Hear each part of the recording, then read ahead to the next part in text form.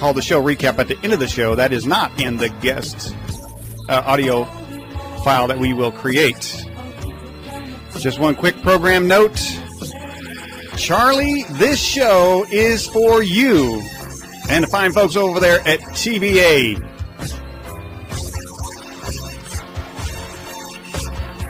And before you make a compact with them, my friends, you need to know who they are and what they want. Is there a war out there? Are you involved in it? Do you have implants? Well, you found out in the first hour how to do that. If you're just now joining the program, you can find out if you have implants just by going to the Edge's website tomorrow and listen to the first hour. Now let's go back to our newsmaker line and bring Barbara back on. Barbara, welcome back. Oh, hello, Daniel.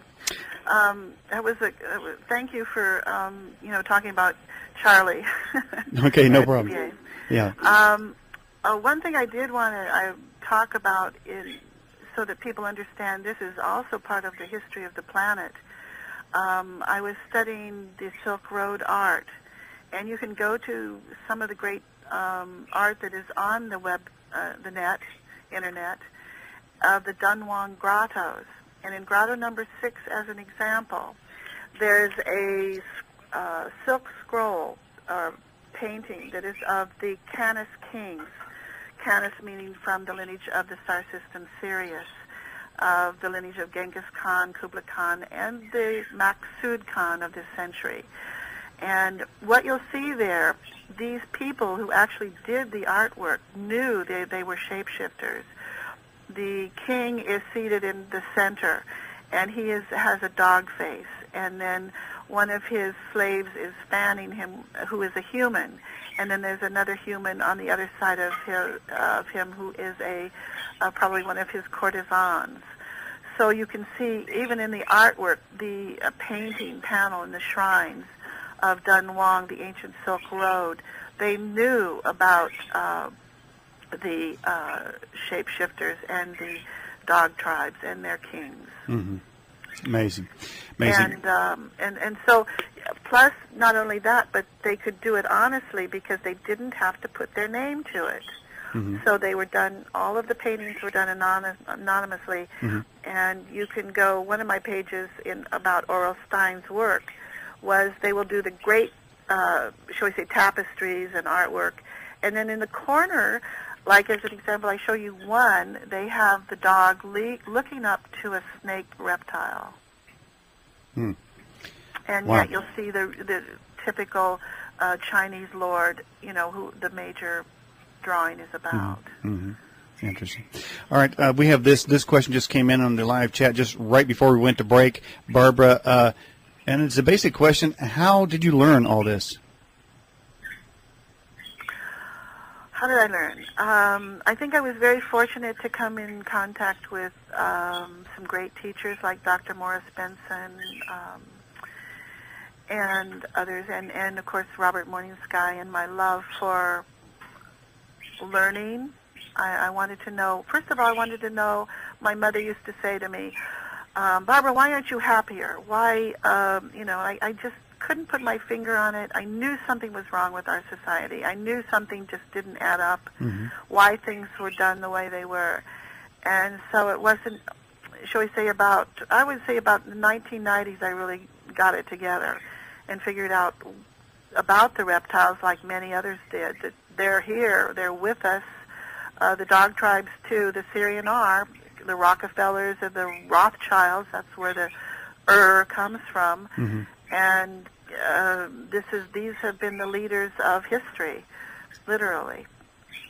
So mm-hmm. That's, and the reptiles told me something also very interesting about my own lineage. Mm-hmm. They said my father's original name was Brown, and yet I married a Brown.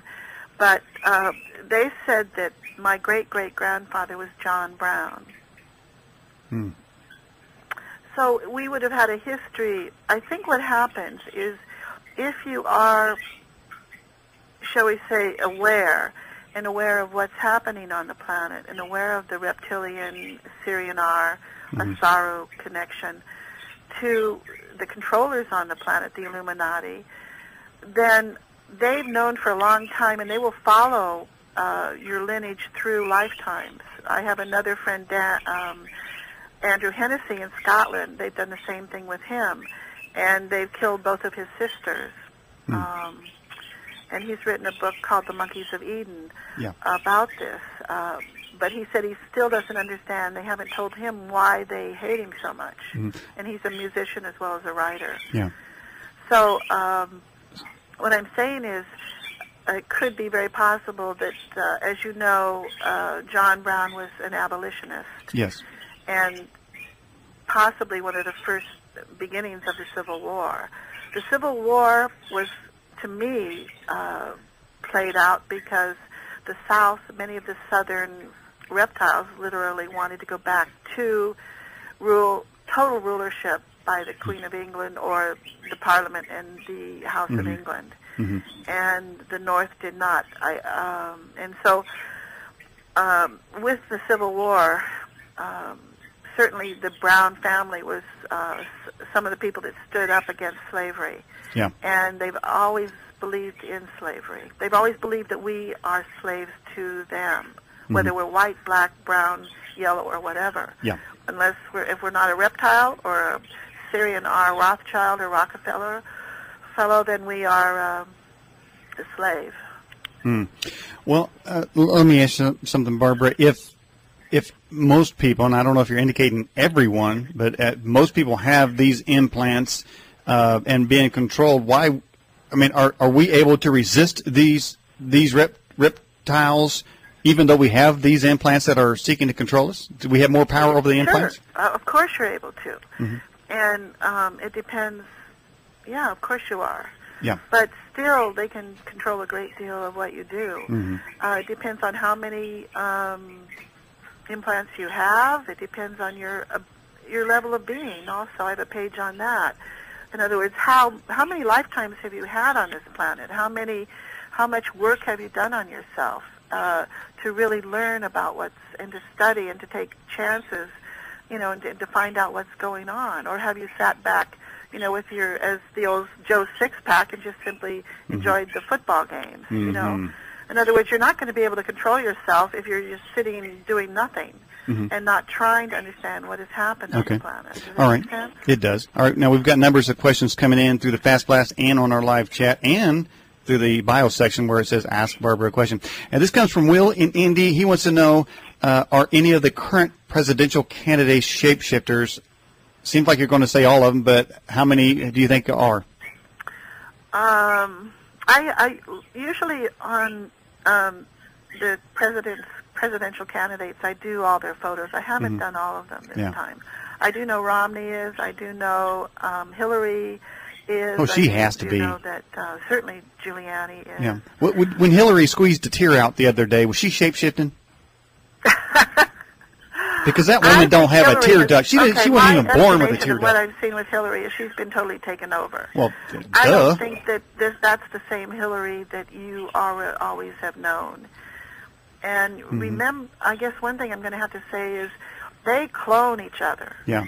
If they're in power, they clone. And so the Hillary that may have been the first Hillary that was a real Hillary, it may no longer exist. Well, she'll make a good snack with those thunder thighs, you know what I'm saying? But when I do her picture, she's definitely a reptile or a shapeshifter, yes. Well, okay. What about Ron Paul? Is he a shapeshifter? I think from what I've seen, partially he's no, but he's partially a hybrid. Okay. But he's not a shapeshifter, no. Oh, phew, that's a close one. From what I've seen. Okay, that was a close one right there. Okay, well, we have this here from the Fast Blast, and this comes. Actually, I'm being corrected here. I think I mentioned something of the Garden of Eden. I asked, was the snake a reptile, and I was corrected to say that somebody said that's a serpent. So, and then a further up question on that, Steve wants to know: have you read the book Alien Intrusion by Gary Bates? No, I haven't read that one yet. Okay. I'd like to, though. We also have this. Okay, now I got to keep going through these questions because a ton of people want to get their comment into you, and we'll get back to give you all the time that you want to as well. This person over here in the live chat says that there's going to be basically the whole planet is going to have to submit or be taken over by the reptiles. Do you believe that is true? Or do we have a chance against them? Well, we sure do. That's why we have the bird tribe DNA of the owl. The owl is an incredibly wise bird, and that's our whole The trusty forebrain. owl. So, yes, we have a great, what I'd like to see is, the reptiles and the humans work together. They don't like that. They like to control